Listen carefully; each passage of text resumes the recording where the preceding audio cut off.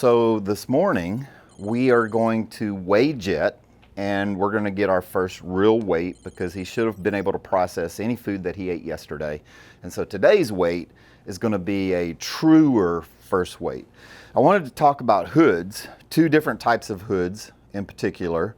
This is a falconry hood, and it is made and designed so that you can put it over a falcon or a hawk's head, and it shuts the light out, and that shuts the bird down. It calms them down. For falcons, you use it regularly because falcons are pretty high strung. For hawks, you only use it normally when you're doing some type of procedure on them. When you're trimming their beak, which is something we do regularly. If you're giving them an injection, like if you're giving them medication, or if you need to take them to the vet and they need to fix something on the bird. Another type of hood that we use is this, and this is called a giant hood. It does the same thing as the falconry hood, except you put the whole bird in it.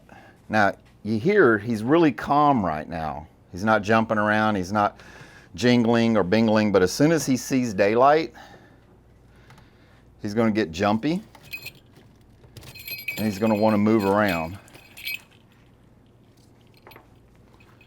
And so the giant hood is just there to keep him calm. So let's go weigh him and see how much he weighs. This is Corinne. Say hello, Corinne. Hi. Corinne has been with us for 6 years. She started working when she was 16 as a volunteer. And then when she turned 18, we offered her a position. And then she is pressing up against 23 years old now.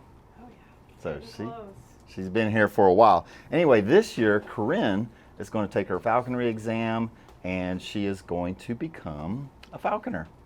He was at 792 grams. However, he had already eaten, or there was food in the mews with him. So last night he lost 72 grams, 70 grams. So right now he weighs 722. The weight plus the temperature will determine how much we'll feed him next. And so we'll feed him a certain amount, we'll record that. We'll also record what we are feeding him. And then we will judge his weight tomorrow morning until we get a pattern established as to what his normal resting caloric burn is. And then once we've established that, all of this behavior, when that stops, then we'll know we're at a good body fat, and then we'll start working with him. So for the falconry birds, we install a backpack right here, and it's a Teflon ribbon with a plastic plectrum, and that way we can attach the transmitter to the back, and it's out of the way. It doesn't interfere with their wing beat. It only weighs 10 grams, so it's very lightweight. But that way, if they get separated from us, we can use a receiver and figure out approximately where he's at, and usually gets us close enough that we can whistle or swing a lure and bring him back to us. I don't know if you noticed or not, but just one day has made a huge difference in his behavior. If you remember how he was yesterday, just bouncing all over the place and all over the mews, and now he's like, he's not real happy with me, but he's also just not really super bouncy today. So we probably will not have to drop his weight too much. I was mentioning earlier that Corinne has been with us since she was 16 years old, and that this year she's going to be a falconer, an apprentice falconer, and I'm going to be her sponsor. And because I love Harris hawks are the best bird for falconry. She has an affinity for Harris hawks. Mm-hmm. But as an apprentice, she is going to capture a wild redtail, and she'll work her way through 2 years of flying a wild redtail. However, the book, The Harris Hawk Revolution by Dr. Jennifer and Tom Coulson, is one of the best reference books you can ever be. There'll be a link down in the bottom where you can link to their book. Corinne's going to be reading this, going to be studying up on weight management and studying up about to pass her test. Now, how do you feel about becoming a falconer? I'm pretty excited. I feel like it's been a lot of build up to this point because obviously with all the animals we have here, I have had the chance to build up a personal relationship with them and interact with them in a different way, but I'm excited to actually put some of my knowledge to use. How do you feel about having me as your sponsor and your mentor and your partner in what we do here at Wildlife Command Center? It's definitely going to be interesting. I'm sure that we're going to have a little bit of growth with that, just in figuring out. She means arguments. Yeah, but we'll figure out how each of us works a little bit better, especially out in the field with hunting and everything like that. But he's got lots of knowledge to take advantage of and learn from, and so it's going to be also a really great time. We're talking about trapping a red-tailed hawk, and how do you do that? Well, we use a special trap that's called a balshari, and it is basically a cage with a bunch of nooses on it. Now, we also use this trap in our business and for Raptor Rescue. And you put a live mouse or gerbil in it, and the hawk can't get to the gerbil, but he comes down to try to capture the mouse or the gerbil, and he gets his toes, his fingers, his talons caught in the nooses, and then he can't fly off with the weight of the trap. And so you run up and you go, "Hey!" And he goes, "Ah!" And literally, he just flipped over on his back and he goes, "Ah!" And you just walk up to him and then you grab him barehanded. Barehanded.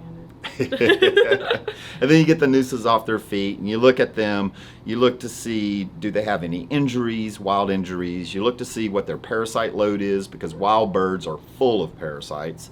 And then you look to see how big is the thickness of the toes compared to the length of the talons compared to the tarsi. We want really, really thick, short, stubby, massive, strong feet, because we're going to squirrel hawk mostly, and you want that bird to be able to grab a squirrel and not get bit. And if it does get bit, it's biting a meaty foot, and you won't have to worry about tendons, the squirrel severing tendons. If you guys want to really watch Corinne go through this Apprentice program and from start to finish, then leave us a couple of comments down below, and we'll start making a bunch of video of her journey from wannabe to apprentice to falconer. Oh, yeah.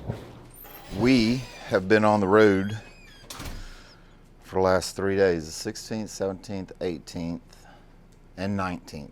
4 days. And last time we weighed Jet was around the 15th, I believe. So we're going to get a good weight on him today, see where he's at, and figure out his progress. Dub, get out of there. We've had him at the Ren Fair. We've had him at the Missouri Trappers Association meeting. We had him on the set of Bloodline Z. And he has been a road warrior. I'll tell you what, difficulties with traveling with a bird on the road is that, one, you don't have weigh scales. Two, you're guessing, best guess how much you should feed him. And let's see, the last time we weighed him was the 16th, and he weighed 684 grams. So we'll weigh him today and see where he's at. We'll call it 618 grams. He's jumping to the glove. He's doing really well. You can still tell though that he's pretty high. We're gonna get him down to about 575, and then we'll be able to start working with him and working him on the creance. Just a real slow weight loss right now. We're in no hurry.